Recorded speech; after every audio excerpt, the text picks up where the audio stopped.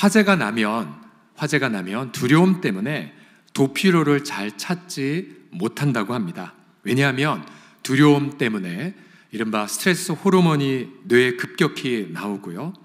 그러면 신체는 빠르게 움직이지만 합리적인 판단을 하는 뇌의 기능은 저하가 된다라고 말하기 때문입니다.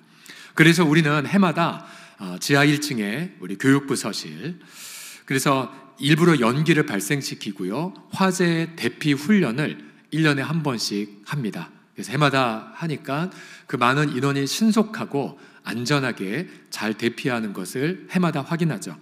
그래서 저희가 지난 주일날 당회에서 우리 본당에서도, 만약 이 시간에서도 우리가 한번 대피 훈련을 한번 해보자라는 것을 가지고 함께 상의를 했습니다. 특별히 몸이 불편하신 분들이 대피하다가 또 다른 사고가 없도록 한번 저희가 준비를 하고자 합니다. 이제 오늘 우리는 여호수아서 이제 읽기 시작을 하겠는데요. 여러분, 여호수아와 백성들 요단강 건너기 전 여러분 그들의 마음은 과연 어떠한 마음이었을까요? 이들은 이미 지난 40년간 광야에서 방황을 해왔습니다. 그리고 안타깝게도 40년 동안 자신의 아버지와 어머니를 광야에 묻어야만 했죠. 만약 40년 전 믿음으로 순종했다면 지금은 부모님과 함께 약속의 땅에서 행복하게 살았을 텐데 하며 후회와 자책감에 시달렸을 것입니다. 요단강 너머에는 여리고성이 하늘처럼 우뚝 솟아 있고 또 곳곳에 발달된 철기 문명을 가진 가나안 종족들은 이른바 철병거로 견고하게 무장하고 있었고, 또한 안악자손과 같은 큰 신체가 거대한 종족들도 이들을 노려보고 있었습니다. 그러니 백성들의 마음 상태는 두려움이 가득했겠고, 그래서 두려움 때문에 무엇을 결정해야 될지 함정 판단이 어려운 상태였을 것입니다. 그것도 그럴 것이 여호수아 1장을 보게 되면 유독이 하나님은 이런 말을 계속해서 반복을 하시거든요. 1장 9절에 보시게 되면, 중간부터 보시게 되면 두려워하지 마, 놀라지 마. 왜요? 지금 백성들의 마음 상태를 대변한 거거든요. 그들은 두려워했고, 그래서 어디부터 시작해야 될지 할 일을 찾지 못했던 상태, 바로 이것이 바로 여호수아와 백성들의 상태였습니다. 여러분, 우리도 때로는 두려움에 휩싸여 있을 때에 내가 뭐부터 해야 될지 길을 못 찾을 때가 얼마나 많습니까? 예를 들어 갑작스럽게 우리 어린 자녀가 아플 때나, 혹은 우리 손주들이 아플 때, 또 갑작스럽게 재정적인 어려움에 봉착할 때, 또 무언가 관계의 어려움에 빠질 때, 때로는 미래에 대한 두려움 때문에 지금 내가 뭐부터 결정해야 될지 모를 때도 많습니다. 심지어 이 사회나 어떤 집단이 어떤 두려움에 사로잡히게 되면 어리석은 광기나 폭력적 성향도 띠게 됩니다. 여호수아는 무언가를 하기 전에 2명의 정탐꾼을 비밀리에 여리고성에 잠입을 시킵니다. 그러나 이 두 정탐꾼 40년 동안 사막에 있다 보든지 너무나 어설펐습니다. 들어가자마자 발각이 됐습니다. 여리고 왕은 소문을 듣고 추격군을 바로 이 두 사람에게 보내버립니다. 그 당시 이 2명은 기생 라합의 집에 머물고 있었죠. 근데 너무나 감사하게도 이 라합이 이 두 사람을 숨겨주고 그리고 지혜롭게 추격군을 따돌려줍니다. 왜 그런가 하면 이 기생 라합은 이러한 믿음이 있었기 때문이죠. 오늘 본문의 9절과 11절을 다 같이 읽겠습니다. 시작. 여호와께서 이 땅을 너희에게 주신 줄을 내가 아노라. 너희 하나님 여호와는 위로는 하늘에서도 아래로는 땅에서도 하나님이시니라. 아멘. 자, 라합은 이방인이었고 기생이었습니다. 그러나 라합 덕분에 두 정탐꾼은 생명을 건졌습니다. 또 라합의 믿음 덕분에 가족이 살았고, 또 라합의 이 고백 덕택에 훗날 여호수아와 그 백성들은 큰 용기를 받게 됩니다.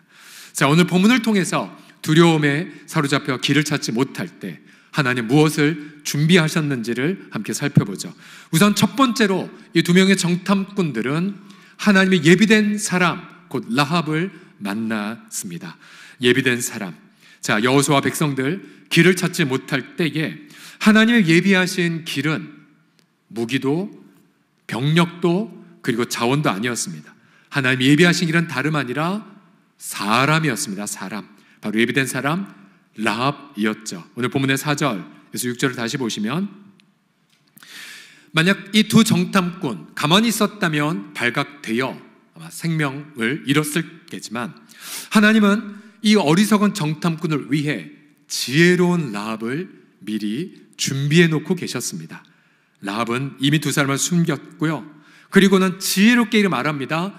두 사람이 온 건 사실이나 어디에서 왔는지 나는 알지 못하고 또 이미 가버렸기 때문에 빨리 쫓아가라, 그럼 따라잡을지도 모른다 했지만, 이미 라합은 그들을 이끌고 지붕에 올라가 지붕에 버려놓은 3대의, 만약 한국이었다면 갈대나 이런 긴 볏집에 내가 이미 숨겼다라고 말했던 거죠. 라합은 목숨을 걸고 정탐꾼을 숨겨주었고 지혜롭게 말하여 추격자들을 다른 곳으로 보냅니다. 두 정탐꾼에게 있어서 라합은 너무나도 고마운 하나님의 예비하신 선물이었습니다. 더 나아가 이 두 사람은 라합을 통해 이 가나안 백성들이 지금 어떠한 상태인지를 알게 되죠. 10절에 보시게 되면 라합이 지금 왜 이들을 돕는지 그 이유를 이렇게 설명합니다. 왜냐하면 너희가 40년 전 이집트에서 나올 때에 여호와께서 너희 앞에서 홍해물을 마르게 한 것 난 들었다. 또 최근에 요단 동편에 있던 두 왕을 너희가 전멸시킨 것을 우리가 들었다라고 말합니다. 라합은 하나님의 행하신 일들을 듣고 믿음을 가지었습니다. 믿음을. 그리고 그 믿음 때문에 이렇게 판단했죠. 이대로 가만히 있다가는 우리와 우리 가족이 다 죽겠구나. 그런데 그렇게 고민하고 있던 어느 날 바로 두 정탐꾼이 오게 되었고, 얼마나 이 두 사람 어설펐는지 라합도 알았어. 오자마자 너 이스라엘 백성이지 라고. 그런데 어설픈 이스라엘 백성들 보고 그녀는 알았습니다. 아, 이 사람 보호해주고 우리의 가문을 구원하게 하자. 결국 13절에 보시면 라합의 목적을 이렇게 밝힙니다. 나의 부모와 나의 남녀 형제와 그들에게 속한 모든 사람을 살려주어 우리 목숨을 이 심판에서 건져주십시오 라고 부탁합니다. 여러분, 결국 이 어설프고 어리석은 이 두 정탐꾼, 두려움 가득했겠고 길도 찾지 못했던 이 사람에게 라합은 하나님의 예비하신 길 그 자체였습니다. 또한 여호수아가 그 정탐꾼을 보내기 이전부터 이미 라합은 믿음을 갖고 있었고요, 만일 라합이 60이 넘었다면 이미 40년 전 여호와께서 홍해를 마르게 하신 사건 때부터 그녀의 마음속엔 믿음이 자라고 있었던 것이죠. 여러분 보세요. 성경 전체를 보더라도 하나님은 언제나 당신의 백성들을 위해 길을 예비해 놓고 계십니다. 예를 들어 아브라함이 자신의 그런 아들의 처자를 구하기 위해 먼 지방에 종을 보내었을 때에, 여러분 그 종은 어디서 처자를 찾을지 막막했지만, 그러나 기도하고 눈을 뜨자마자 온 첫 번째 사람은 누구였습니까? 바로 리브가였지 않습니까? 바로 하나님이 자신의 주인의 아들의 처자를 미리 예배하신 손길을 보고 그는 하나님을 찬양했었죠. 신약 성경에도 보게 되면 가령 사도 바울 일행이 유럽으로 건너가 또한 무언가 복음을 증거하는 일을 하기 전 먼저 기도하는 처소에 가기도 전에 길에서 루디아를 만났고, 루디아가 마음을 열었고 예수님을 만났고, 그리고 루디아 집에 루디아가 자신의 숙소도 마련한 것을 경험하지 않았습니까? 그 이야기하면 여러분 처음 듣는 표정처럼 계셔서 다 아시는 거죠? 다 아시는? 네. 자, 하나님이 모든 걸 예비하셨던 부분들, 그건 비단 성경에만 있는 것이 아닙니다. 작년에 한 연말에 한 사업가를 통해서 들은 고백이었는데요, 그 사업가가 사업을 하면서, 여러분 사업가 얼마나 돈이 많이 들어갑니까? 여러 가지 대출, 또 여러 가지 재정, 사업에 드는 비용들, 너무나도 많음 속에 한때 재정의 어려움에 봉착이 되었습니다. 근데 이 사업가는 하나님을 경외했기 때문에 혼자 고민하지 않았어요. 많은 믿음의 선배들, 주변 지인들에게 기도 제목을 많이 요청했어요. 많이 요청했어요. 그러는 와중에 기도원 한 사람을 통하여 이 문제를 해결할 좋은 분을 연결시켜 줌을 통해서 재정적 어려움이 해결이 되었습니다. 그의 사업터에서 함께 감사배를 드리는데 그 똑똑한 사업가께서 감사하다고, 목사님 저 혼자 한 게 아니라 이렇게 많은 분들이 저를 도와주고 기도해 주었기 때문에 이렇게 해결했다고 하면서 눈물을 흘리는 장면을 볼 수가 있었어요.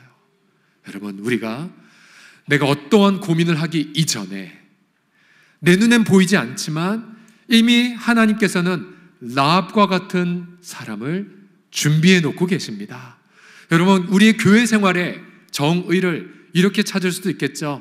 교회 생활이란 하나님의 예비한 라합과 같은 이를 만나는 경험이라고요. 그래서 내가 두려움을 갖기 이전에 이미 두려움의 해답을 가진 분이 우리 옆에 앉아 있을 수 있고요. 또한 내가 길을 찾지 못해서 방황할 때에 이미 그 길을 알고 계신 사람이 바로 여러분 옆에 앉아 있을지 모릅니다. 여러분, 교회 생활 이제 다음 주부터 사랑방이 개강을 하겠지만 여러분, 사랑방의 행복이 바로 여기에 있지 않습니까? 나는 한 주간 너무나 외롭고 우울했고 힘이 없었지만, 그러나 내 아픔을 조금만 얘기했는데 이미 상대편은 응답을 받았고, 그리고 내게 위로의 지혜를 아낌없이 전해줍니다. 그래서 힘겹게 교회에 왔지만, 그러나 우리 성도들과의 교제를 통해 우리는 행복하게 일상의 삶으로 나아갈 수가 있습니다. 여러분, 그런 면에서 옆 사람을 이렇게 한번 고백해 보겠습니다. 당신이 혹시 그 라합이 아닙니까? 라고 한번 말하겠습니다. 시작. 당신이 혹시 그 라합이 아닙니까?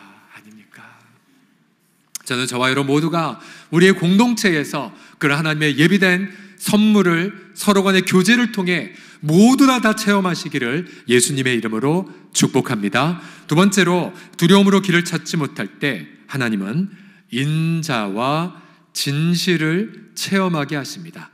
인자와 진실, 하나님의 성품이죠. 하나님의 성품. 하나님은 인자하시고 또 하나님은 진실하시죠. 자, 12절에 보시게 되면 이 두 명의 이 어리버리한 이 정탐꾼이 이 기생 라합에게서 놀라운 두 단어를 듣습니다. 첫 번째 단어, 두 번째 단어 보시면요, 라합이 이렇게 말해요. 그래서 내가 당신에게 청합니다. 내가 너희를 선대하였은즉 너희도 내 아버지의 집을 선대하도록 여호와로 내게 맹세하고 제게 증표를 주십시오. 자, 첫 번째 단어는 무엇이냐면 선대라는 단어입니다. 선하게, 호의를 베풀다. 단지 호의가 아니죠. 라합은 목숨을 걸었기에 생명을 건 호의였습니다. 자, 생명을 건 호의를 히브리어로 헤세드라고 합니다. 우리 구약성경 자주 들었던 표현이죠. 언약에 근거한 불변의 하나님의 사랑을 헤세드라고 말합니다. 근데 여러분, 두 정탐꾼은 전혀 예상하지 못하게 이 기생 라합을 통하여 하나님의 헤세드를 맛보았던 것입니다. 그녀가 하나님의 경외했기에 목숨을 걸고 두 명에게 호의를 베풀었던 거죠. 자, 두 번째 단어가 무엇이냐면 증표라는 단어 속에 있는데요, 한글에는 한 단어지만 히브리 말로는 두 단어의 결합입니다. 진실한 표식, 진실한 표식이란 뜻인데, 여기서 진실하다는 이 단어 바로 히브리어로 에메트라고 합니다. 한번 따라해 보시겠습니까? 에메트. 시작. 에메트. 이게 뭐냐면요, 약속을 이루는 성실함, 혹은 어떠한 대가를 지불해서라도 반드시 자신의 선언한 말을 이루는 진실을 뜻합니다. 라합은 진실한 표식을 달라고 요청하죠. 헤세드와 에메트, 인자와 진실을 두 정탐꾼은 이 기생 라합에게서 듣게 되죠. 결국 두 정탐꾼은 뜻밖의 장소에서, 그것도 기생의 집에서 하나님의 헤세드와 에메트를 맛보게 됩니다. 맛보게 돼요. 두 정탐꾼은 라합의 헤세드와 에메트로 구원을 받았고, 라합과 그 가문도 이 헷세드와 에메트로 구원을 받았죠. 자, 여러분, 이게 굉장히 중요한 부분이 무엇이냐면 이제 여호수아서 내일부터 1장부터 24장까지 읽으실 텐데요. 1장과 2장은 전체를 해석하는 가이드입니다. 어떤 가이드이냐면 여러분, 또 우리가 맨정신 여호수아 읽다 보면 시험에 빠질 때가 있어요. 왜냐하면 우리 중간 6장부터 넘어가 보면 이제 남녀노소가 다 진멸을 당하거든요. 그래서 무신론적 학자들은 여호수아서를 보며 봐라, 종교가 이렇게 해악이 아니냐, 지금 이슬람의 테러와 뭐가 달라, 난 하나님 안 믿어 라고 무신론자들은 실제로 주장합니다. 그런데 자, 무신론자들은 여호수아 2장을 읽지 않았기 때문에 그런 결론을 속히 내린 거예요. 여러분, 여호수아 2장이 말한 메시지가 무엇입니까? 자, 기생 라합이 하나님 일하심을 듣고 믿었다라는 사실, 그리고 하나님 백성들에게 헷세드와 에메트를 말했다는 사실, 이게 뭘 뜻합니까? 여러분, 기생은요, 한국말로는 약간 완곡해서 표현했지만 히브리 원문에 따르면 창녀입니다. 창녀. 어떤 여관을 운영하는 주인 정도가 아니에요. 창녀예요. 근데 창세기부터 쭉 히브리 말로 읽었던 이스라엘 백성들은 창녀 라합을 듣는 순간 소스라치게 놀랐을 것입니다. 왜냐하면요, 민수기, 신명기 등에 보면 창녀가 번 돈은 가증하니 성전에 들이지 못할지니라 라고 했고, 만약 가족 중에 창녀짓 사는 자는 돌로 쳐 죽이라고 진노 아래 놓여있는 자가 창녀였습니다. 여러분, 라합은 결국 그날 이 가나안 족속의 상태를 대변한 인물입니다. 하나님의 심판 아래 놓여있는, 저주 아래 있는 하나의 인물이었죠. 더군다나 여러분, 가나안 족속들이 갑자기 심판을 받은 게 절대 아닙니다. 이미 창세기 15장에서부터 가나안 땅 일골 얘기하면서 하나님은 아브라함에게 이렇게 말씀하셨었죠. 아브라함, 지금은 이 땅을 너와 너 후손에게 못 줘. 왜냐하면 아직은 가나안 족속들의 죄악이 하나님의 심판의 선을 넘지 않았기 때문에 그래. 이게 무슨 말입니까? 하나님은 기다리셨던 거예요. 400년간 이상 이 땅 백성들이 돌아오기를 기다리셨겠죠. 그러나 어느 정도 선을 넘어버리자, 레위기나 이런 데 보게 되면 이들은요, 동성연애가 가득했고 성적 죄악이 가득했던 또 다른 소돔 땅이 가나안 땅이었습니다. 그래서 하나님은 하나님의 공의를 보이기 위해 오래오래 기다리셨지만 안타까운 마음으로 심판을 여호수아와 그 백성을 통해 집행하셨던 거예요. 그러나 심판이 전부가 아님을 라합과 그 가문을 구원하는 2장을 통하여 하나님의 마음을 표현해 주신 것입니다. 그래서 여러분, 리딩 지저스 제1권 여호수아서 보면 이렇게 설명합니다. 가나안 족속이 이스라엘 백성에게 멸망당하는 근본 이유는 그들의 죄가 차서 하나님의 종말론적 심판이 미리 집행됐다는 사실이에요. 그래서 지금 이슬람의 테러와 완전히 다릅니다. 단지 개인의 보복이 절대 아닙니다. 지금은 하나님의 마지막 심판 전에 또 다른 라합을 찾는 은혜의 시기이기 때문이죠. 그래서 여러분 보세요. 이와 마찬가지로 오늘날 속히 복음을 전해야 하는 이유도 모든 민족을 향한 심판의 날이 다가오고 있기 때문입니다. 그래서 라합처럼 이스라엘의 하나님과 언약을 맺은 자들만 심판을 면하게 되고, 그렇지 않은 자들에게는 영원히 불만 기다립니다. 그래서 우리는 지금 이 시대에 열심히 복음을 증거해야 됩니다 라고 잘 설명했습니다. 여러분, 그래서 지금 이 시기는 여호수아 2장의 시대라는 거, 가장 끔찍한 형벌을 받을 죄인조차도 바로 여호와의 인자와 진실을 통해 구원을 받는 시대가 바로 지금 이 시대입니다. 그러나 이 시기가 다 차서 하나님의 공의의 선을 넘는 그 순간, 하나님 아시는 그때에 그 아들 예수님을 보내어 열방을 공의롭게 심판하게 될 것입니다. 여러분, 이러한 관점을 품고 여호수아서를 묵상하십시오. 그런데 여러분, 이런 라합이 경험한 인자와 진실, 그리고 두 정탐꾼이 경험한 인자와 진실, 여러분 이 두 단어는 신약 성경에 가보면 이 두 단어로 확대가 됩니다. 요한복음 1장 14절 같이 읽겠습니다. 시작. 은혜와 진리가 충만하더라. 아멘. 여러분, 언약에 근거한 불변의 사랑, 바로 은혜고요. 또 자신의 생명을 건 진실한 약속의 성실은 바로 진리입니다. 혹은 진실. 여러분 대답해 보십시오. 은혜와 진리가 충만하게 나타난 분이 누구이십니까? 바로 예수님이세요. 예수님. 생각해 보십시오. 저와 여러분이 라합보다 더 악한 죄를 지어 하나님의 저주와 형벌 아래 놓여 있을 때에, 그때 하나님은 그 아들을 우리에게 미리 보내주셨습니다. 우리가 죽음의 두려움에 사로잡혀, 그리고 우리의 모든 길은 지옥 형벌이 당연한 길에 있었을 때에 예수님은 우리 앞서 가셔서 모든 죄와 저주의 형벌을 대신 짊어지셨고 우리를 대신하여 죽음을 이미 맛보셨습니다. 오늘 우리가 뜬금없이 왜 부활의 노래 부른 것 아십니까? 뜬금없지 않죠. 예수님은 죽음을 이기고 부활하셔서 우리의 모든 길이 되신다는 확신 때문에 우리는 오늘 방금 부활의 노래를 노래한 것입니다. 그래서 여러분, 우리 가운데에 행여나 두려움에 사로잡혀 정말 갈 길을 잃어버린 분들이 계십니까? 오늘 앞서 아침 시간에 한 교우께서 코로나 기간 동안에 모든 자신의 사업의 기간이 다 무너져 너무나 힘들 때가 오늘 아침에 설교 들을 때 생각나서 마음이 아팠다는 얘기를 하셨어요. 하지만 그런 와중에 우리 주님은 길이 되어 주셔서 우리의 인생을 인도하심을 우린 경험하지 않습니까? 그래서 요한복음 14장 27절 말씀 우리 힘차게 같이 읽겠습니다. 시작.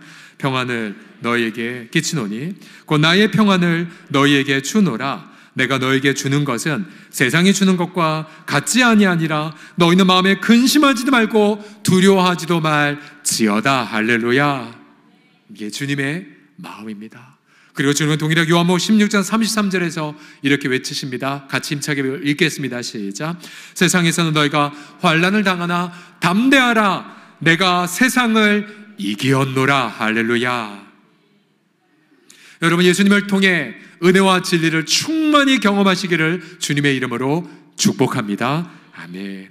마지막으로 두려움으로 길을 찾지 못할 때 하나님은 우리로 하여금 용기의 결단을 내리게 하십니다.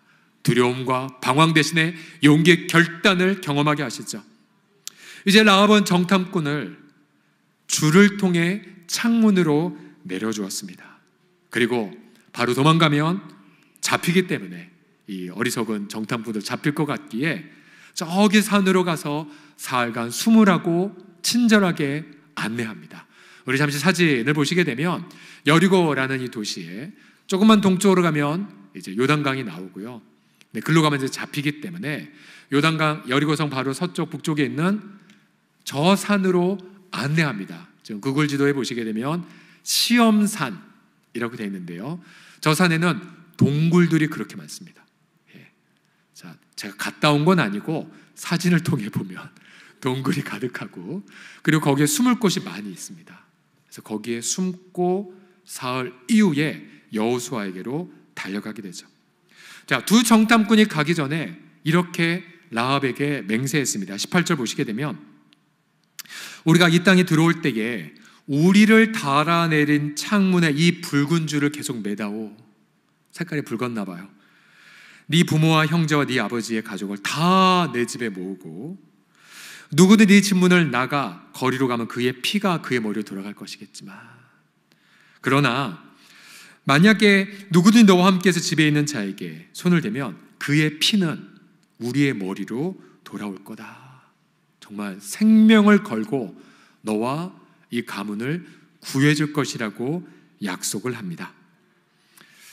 자, 여호수아 6장으로 여러분 중간에 읽다 보시면 화요일쯤에 읽다 보시면 결국 여호수아가 이 정탐꾼의 얘기를 듣고 백성들 전체에게 선포해요.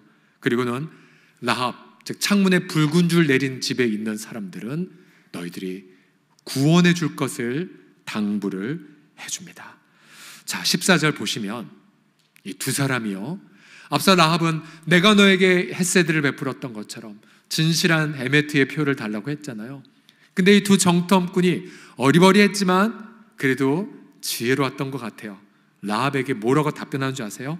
2장 14절 보시면 두 사람이 라합에게 이르되 네가 우리의 이 일을 누설하지 아니하면 우리의 목숨으로 너희를 대신할 것이고, 그 다음 여호와께서 우리에게 이 땅을 주실 때에 인자하고 진실하게 너를 대접하겠습니다 라고 말해요.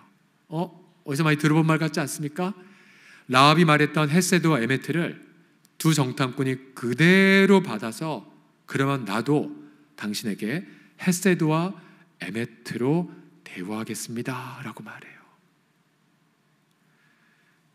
자, 이 두 사람은 그 전에는 두려움으로 가득했는데, 근데 지금 이 두 사람은요, 라합의 집에서 인재와 진실을 경험했기에 두 사람의 마음도 인재와 진실로 충만했어요. 그 전에 두 사람은 어리버리했고 목숨도 여러 개 있는 것처럼 바보같이 행동했지만, 그러나 이제는 분명한 용기를 가지고 자기의 목숨을 걸고 결단합니다. 우리 당신과 당신 가문 다 구원할 거야. 여러분, 라합이 구원한 자신의 가문의 숫자 어느 정도였을까요? 히브리 원문을 보면 라합은 일일이 내 형제, 그러니까 남자 형제의 가문, 내 자매의 가족, 내 아버지의 가문 등등을 말합니다. 그러니까 우리로 말하면 사돈의 8조까지 다 말한 거예요. 어쩌면 수십 명에서 수백 명이 되었을지 몰라요. 그런데 그 구원을 하려는 그 열의를 이 두 명의 정탐꾼은 내가 목숨을 걸고 당신의 가족 다 구원하겠다라고 이렇게 용기 있게 결단한 것을 여러분 보십시오. 여러분, 결국은 이 라합의 집에서 라합은 자신의 저주받은 죄에도 불구하고 구원받은 은혜를 경험했고요. 또한 이 두 사람도 어리석고 두려움이 많았지만 라합의 집에서 정말 이 용사로 거듭나서 일종의 신앙의 부흥을 맛보았던 거죠. 결국 이 두 명은 사흘간 숨었다가 여호수아에게로 달려갔고, 여호수아에게 담대하게 이 자기가 겪었던 일, 본인의 인자와 진실을 경험했고, 저 지금 충만해졌습니다, 당장이라도 저 여리고성을 무너뜨릴 수 있겠다 기세를 말했겠죠. 그러자 그 이야기를 들었던 여호수아와 그 백성들 뭐라고 반응합니까? 2장 24절 다 같이 읽겠습니다. 시작. 또 여호수아에게 이르되 진실로 여호와께서 그의 온 땅을 우리 손에 주셨으므로 그 땅의 모든 주민이 우리 앞에서 간담이 녹더이다 하더라. 뭐라고 고백해요? 여호수아님, 이 땅 우리 겁니다. 이미 하나님 우리에게 주셨어요. 그리고 그 땅 백성이 다 물처럼 녹았습니다. 그러니 그 이야기를 또 여호수아와 그 백성들의 마음이 얼마나 흥분됐겠고 얼마나 확신을 가졌겠으며 얼마나 용기로 충천했겠습니까? 그들은 결국 라합의 집에서 신앙의 부흥을 맛보았던 것입니다. 여러분, 결국 그리스도 중심으로 여러분 본문을 묵상해 보시면 결국 이 라합의 집은 바로 그리스도의 임재가 넘쳐있는 장소였습니다. 하나님은 죄인에도 불구하고 그녀의 마음에 함께 하셨고, 또한 하나님은 라합뿐만 아니라 두 명의 정탐꾼의 마음에도 용기와 능력을 부어주셨던 거죠. 결국 이 라합은 믿음의 좋은 본보기가 되어 훗날 신약성경에 가보면요, 히브리서에도 나오고 야고보서에도 나오고요, 시간상 생략하면 여러분이 찾아보십시오. 그러나 마태복음에 가보면 당당히 메시아의 족보에 올라갑니다. 마태복음 1장 5절, 살몬은 라합에게서 보아스를 낳았고. 여러분, 결국 저와 여러분도 마찬가지입니다. 비록 기생처럼 죄가 많았다 할지라도, 또한 두려움이 가득한다 할지라도 우리는 우리와 함께 하시는 그리스도의 함께 하심을 통하여 우리는 신앙의 용장이 되고, 그리고 우리의 가문과 우리의 공동체를 구원하는 길의 역할을 제시하게 하실 줄을 믿으시기 바랍니다. 노벨 문학상을 받은 한강 작가의 작별하지 않는다 소설, 베스트셀러인데요. 자, 이 소설은 제주 4.3 사건의 아픔을 다룬 글입니다. 아시다시피 공식 희생자가 3만 명이 넘었던 정말 민족사의 비극이었죠. 자, 1948년도에 제주도에 계엄령이 선포되었고, 해안가를 중심으로 5km 안에 있는 주민 모두 다 소개령이 내려졌습니다. 포고문에는 통행금지를 어길 경우 폭도로 간주해 총살될 것이라고 선포됐습니다.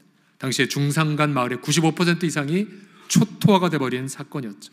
문제는 아무 죄도 없고 그리고 무슨 이념도 모르는 평범한 백성들이 문제였습니다. 자, 제주도민은 양쪽에서 고통을 당했네. 낮에는 나라의 토벌댁에 끌려가 학살을 당했고, 남자가 없으면 대신 여성들이 그렇게 죽임을 당했습니다. 밤에는 무장대가 내려와 역시 잔혹하게 학살을 하면서, 이때 무장대 때문에 이도종 목사를 비롯한 많은 성도들이 순교를 겪었습니다. 그때 무술포교회를 담임하시는 조남수 목사님이 아마 이 민족사의 아픔을 보고 치열하게 기도를 하셨겠죠. 그리고는 용감하게 서귀포 경찰서장 문영순을 찾아갑니다. 그리고 이렇게 아주 지혜롭게 말합니다. 내가 이 중산간 마을 주민들을 자수하도록 설득할 거다. 이게 왜 지혜롭냐면요, 사실 그들은 아무것도 몰랐거든요. 그런데 지혜롭게 자수라는 용어를 써서 경찰서장의 마음을 열었고, 그러면 설득할 때 죄의 유무를 묻지 말고 그들을 살려달라고 요청합니다. 경찰서장은 거기에 약속을 합니다. 첫 마을 100명이 모이는 앞에서 조 목사님이 선포하지만 다 믿지 않았습니다. 지금껏 학살당한 자신들의 가족을 보았기 때문에. 그러나 목사님은 간절하게 그렇게 요청을 했고 첫 100명이 경찰서에 가 자수를 합니다. 그런데 경찰서장은 자신의 약속을 지켜서 100명을 모두 다 살려줍니다. 결국 그때부터 시작해서 조남수 목사님은 약 150번에 걸쳐 다니면서 중산간을 다니며 목숨을 걸고 강연을 했고, 그를 통해 무려 3,000명의 제주도민이 목숨을 건진받습니다. 그뿐만이 아닙니다. 당시에 일제시대 때 악명 높은 제도가 하나가 예비검속, 이게 뭐냐면요, 범죄 저지른 자가 아니지만 범죄 방지 명목으로 죄를 저지를 개연성 있는 사람을 사전에 구금하는 것. 그 당시 예비검속으로 구금된 자가 200명이 넘었고 그들은 죄 없이 처형될 위기에 있었지만, 이때 조남수 목사님은 자신의 목숨을 담보로 삼아 이들을 신원보증 다 해줍니다. 이들을 다 살려냅니다. 그 과정에 감동받은 200명은 결국 복음을 듣고 대부분 예수님을 영접하고 세례를 받았습니다. 지금도 제주도에 가면 우리가 7년 전에 우리 청소년들을 제주도 비전 트립 할 때 이거 다 스토리 보았어요. 이 공덕비 다 보았는데요, 지금도 문영순 경찰서장의 공덕비와 조남수 목사님, 그러니까 제주도의 슌들러라고 지금도 일컬어지죠. 바로 제주 목사님의 이 공덕비가 이 제주도에 서 있습니다. 결국 나라가 길을 잃고 서로를 죽일 때에 예수 믿는 성도들이 인자와 진실로 길이 되었다는 아주 좋은 사례인 거죠. 우리 사랑하는 성도들이요, 지금도 수많은 이들이 두려움에 휩싸여 그렇게 올바른 판단하지 못한 채 길을 찾지 못하고 있습니다. 그럴 때에 여러분, 한국 교회가 또 예수 믿는 성도들이 우리는 라합처럼 또 이 역사의 선배들처럼 우리는 주님 앞에 분연하게 일어나 이러한 기도를 하셔야 됩니다. 하나님, 우리에게도 인자와 진실로 충만하게 베풀어 주셔서 우리로 하여금 이 민족을 품게 하여 주시옵소서. 우리 수많은 길을 찾지 못하는 이들에게 길이 되게 하여 주시고, 두려움에 휩싸여 올바른 판단하지 못하는 이들에게 올바른 결정을 할 수 있도록 우리 한국교회의 은혜와 진리로 충만하게 하여 주시옵소서. 여러분, 그리하여 우리 한국교회가 또 예수 믿는 성도들이 분명하게 대한민국의 분명한 길이 되어주고 도피처가 되게 하여 주셔서 지금 어려운 이 상황 가운데에 오히려 주님의 은혜와 진리가 충만한 예수님의 영광이 온전하게 높여지기를 간절히 사모하며, 여러분, 그러한 은혜와 능력을 쓰임받는 저와 여러분 다 되시기를 예수님의 이름으로 간절히 축복합니다. 기도하겠습니다.